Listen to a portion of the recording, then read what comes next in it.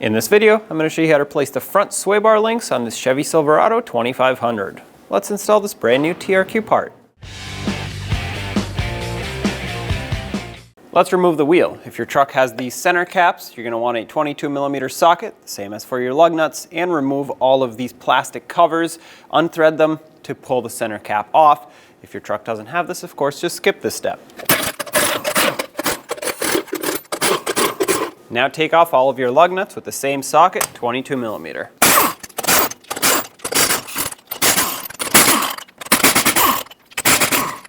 Now remove the wheel. With the wheel off, you can see the sway bar link here connecting the sway bar to the control arm. At the top, we'll have a 15mm mounting nut, and at the bottom, a 15mm headed bolt, which is basically the sway bar link bolt. This is what it's going to look like underneath. So as it sits here, I'm going to put a wrench underneath here and my 15mm socket up top. If you're using a socket, you're going to need a deep socket because of the stud. Hold the bottom and take off the top. Sometimes these are seized on here.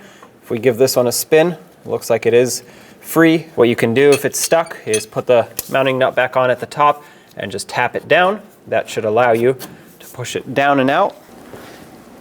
Take this out. The lower bushing comes out with it. Now you can pull this out of here. There we go. Sway bar link is removed. When installing the new sway bar link, I like to coat it in some anti-seize or grease if that's what you have. This is going to prevent the sleeve from seizing on it in the future. Just a thin coating all the way around.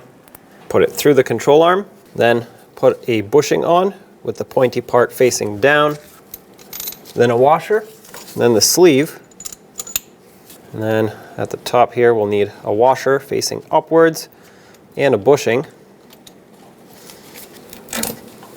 just like that, and then put it through the sway bar, a bushing, a washer, and lastly the brand new mounting nut.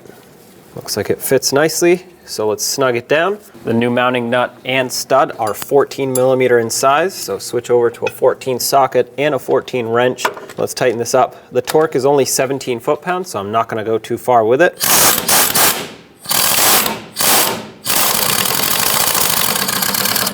There we go, just a little bit of squish. Now let's grab that torque wrench.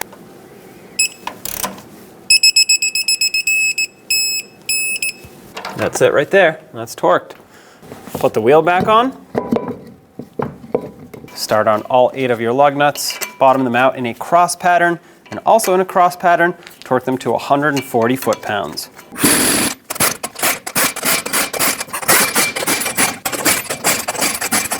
(140 foot-pounds) in a cross pattern. Here we go.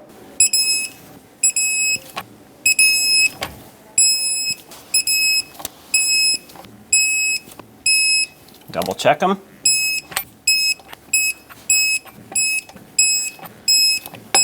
And of course, if your truck had one of these center caps that screws onto each lug nut, put it on, and with that same 22mm socket, tighten it back up so it doesn't go flying while you drive down the road. I don't recommend using a power tool on these because they are very delicate. You can easily strip out the threads if you're not careful, and it will fall off at that point if it's not held on properly. All right, those are all tight. There you have it. Take it for a road test, and don't forget to get an alignment.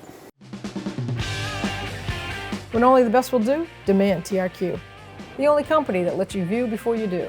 TRQ is committed to offering the highest quality aftermarket auto parts that are engineered for peace of mind. Thanks for using and viewing with TRQ.